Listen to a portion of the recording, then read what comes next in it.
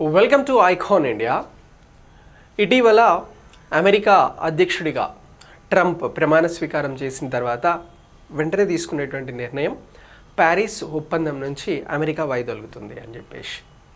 So ఎందుకు America Paris ఒప్పందం నుంచి వైదొలిగింది? అసలు ప్యారిస్ ఒప్పందం ఏంటి? సో భారత్ ప్యారిస్ ఒప్పందంలో ఎలా ఇన్వాల్వ్ అయ్యింది? ఇలాంటి అంశాలను ఈ వీడియో ద్వారా తెలుసుకుందాం. వీడియోని లైక్ చేసి మీ ఫ్రెండ్స్కి షేర్ చేయండి. సో ప్యారిస్ ఒప్పందానికి సంబంధించినటువంటి అంశం గురించి మాట్లాడాల్సి వస్తే మనకి ఈ ప్యారిస్ ఒప్పందం అనేది వాతావరణ మార్పులకి సంబంధించినటువంటి అంశాలలో ఈ వాతావరణ మార్పులను తగ్గించేందుకు తీసుకునేటువంటి ఒక ఒప్పందం. ఈ ఒప్పందం అనేది మనకి ఫ్రాన్స్ ప్యారిస్లో జరగడం జరిగింది. ఎప్పుడు అనంటే 2015 డిసెంబర్ 12న. అంతర్జాతీయ స్థాయిలో ఉన్నటువంటి అన్ని దేశాలు కూడా ఈ ఒప్పందానికి సంబంధించి డిస్కషన్స్లో పాల్గొన్నాయి.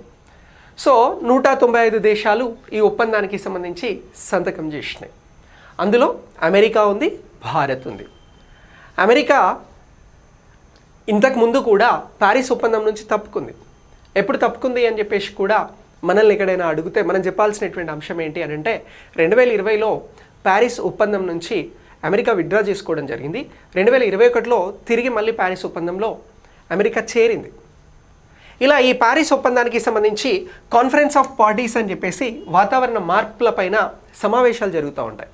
ఇలా ఈ 21వ సమావేశం ఫ్రాన్స్లో జరిగినప్పుడు దీనికి సంబంధించినటువంటి ఈ ఒప్పందం అనేది జరిగింది.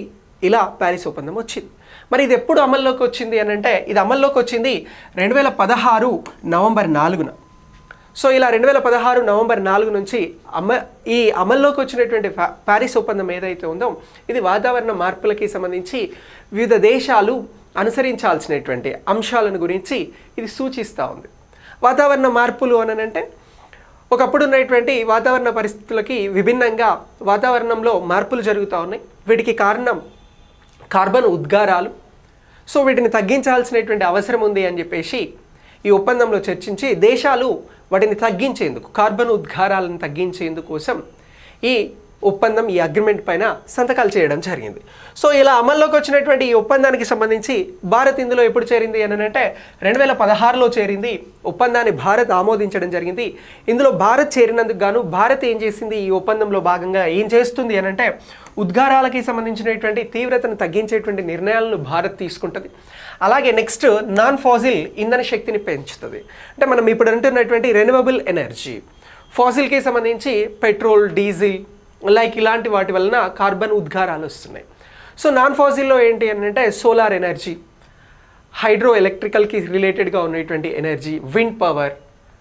సో ఇలాంటి అన్ని అంశాలలో భారత్ నిర్ణయాలు తీసుకోవడం జరుగుతూ ఉంది. ఇక నెక్స్ట్ ఈ ఆక్సిజన్ లెవెల్స్ని పెంచేందుకు వాతావరణాన్ని కంట్రోల్ చేయడంలో అడవుల పాత్ర కీలకంగా ఉంటుంది కాబట్టి కార్బన్ డైఆక్సైడ్ని తీసుకొని మనకు ఆక్సిజన్ ఇస్తుంది కాబట్టి అలాంటి అడవులను పెంచడం. సో దీని ద్వారా ఈ వాతావరణ మార్పులను బ్యాలెన్స్ చేయొచ్చు అనేటువంటి అంశానికి కూడా భారత్ కట్టుబడి ఉన్నది. ఇక నెక్స్ట్ దీంతో పాటు వాతావరణ అనుకూలమైనటువంటి పెట్టుబడులలో కూడా భారత్ నిర్ణయాలు తీసుకోవాలి అని చెప్పేసి ఈ ఒప్పందంలో భాగంగా భారత్ సంతకం చేసింది. ఈ ఒప్పందంలో భాగంగా ఇలాంటి అంశాలను ప్రస్తుతం భారత్ అమలు చేస్తూ ఉంది.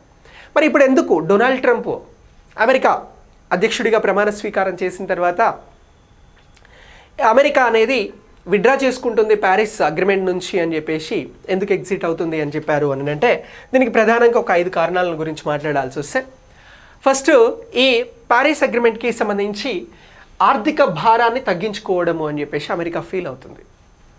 ఎక్కువగా ఫండింగ్ చేయడం, ప్రపంచంలో వాతావరణ మార్పులకి సంబంధించి తీసుకుంటున్నటువంటి నిర్ణయాలు, తీసుకుంటున్నటువంటి ప్రోగ్రామ్స్ ఇలాంటి వాటికి సంబంధించి అమెరికా ఫండింగ్ చేస్తూ ఉంది. అంటే ఆర్థిక బాధ్యతలను అమెరికా తీసుకుంది. ఇందులో ఎక్కువగా అమెరికానే స్పాన్సర్ చేస్తూ ఉంది అనేటువంటి అంశాన్ని ట్రంప్ కీలకంగా భావించడం జరిగింది. ఇక నెక్స్ట్ రెండవ అంశం ఏంటి అని అంటే ఉద్యోగాలకి సంబంధించినటువంటి ఒక నష్ట భయాన్ని అమెరికా ఇక్కడ పర్టికులర్గా గుర్తించడం జరుగుతూ ఉంది. అమెరికాలో ఈ పారిశ్రామిక రంగాలపై ముఖ్యంగా గనుల తవ్వకాలు, పరిశ్రమలకి సంబంధించినటువంటి నియంత్రణ నిర్ణయాలను పాటించాలి ప్యారిస్ ఒప్పందంలో ఉంటే. సో వీటినన్నింటిని పాటించడం ద్వారా అమెరికాకి సంబంధించి ఈ ఉద్యోగుల నష్టభయం అనేది కలుగుతుంది అని చెప్పేసి అమెరికా ఈ ప్యారిస్ అగ్రిమెంట్ నుంచి విత్డ్రా చేసుకోవడం జరుగుతుంది. ఇక నెక్స్ట్ దీని తర్వాత చైనాతో పోటీ. ఇప్పుడు చైనా వంటి దేశాలు ఆర్థికంగా బాగా బలోపేతం అవుతా ఉన్నాయి. అభివృద్ధిలో చాలా ముందుకెళ్తూ ఉంది. ఇలాంటి చైనాకి తక్కువ పరిమితులు ఉండి అమెరికాకి ఎక్కువ పరిమితులు ఉండడం అనేది అమెరికా వెనుకబాటుతనానికి గురవుతూ ఉంది.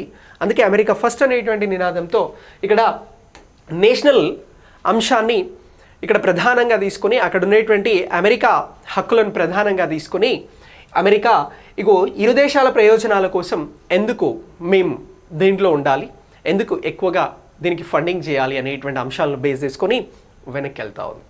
ఇక నెక్స్ట్ ఈ పారిస్ అగ్రిమెంట్కి సంబంధించి ట్రంప్ కానీ అమెరికాకి సంబంధించినటువంటి వారు కానీ ఏమంటున్నారంటే అసాధ్యమైనటువంటి లక్ష్యాలు అనేవి ఈ పారిస్ అగ్రిమెంట్లో ఉన్నాయి. సో దీని బేస్డ్గా ఈ పారిస్ అగ్రిమెంట్లో కొనసాగడం కష్టము అని చెప్పేసి అమెరికా చెప్తుంది.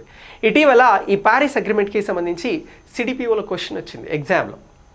సో ఈఓ సిడిపిఓ అనేటువంటి ఎగ్జామ్స్ జరిగితే ఆ ఎగ్జామ్స్లో ఈ పారిస్ ఒప్పందానికి సంబంధించి క్వశ్చన్ రావడం జరిగింది. ప్రీవియస్గా కూడా చాలా ఎగ్జామ్స్లో పారిస్ అగ్రిమెంట్ పైన క్వశ్చన్స్ అడగడం జరిగింది.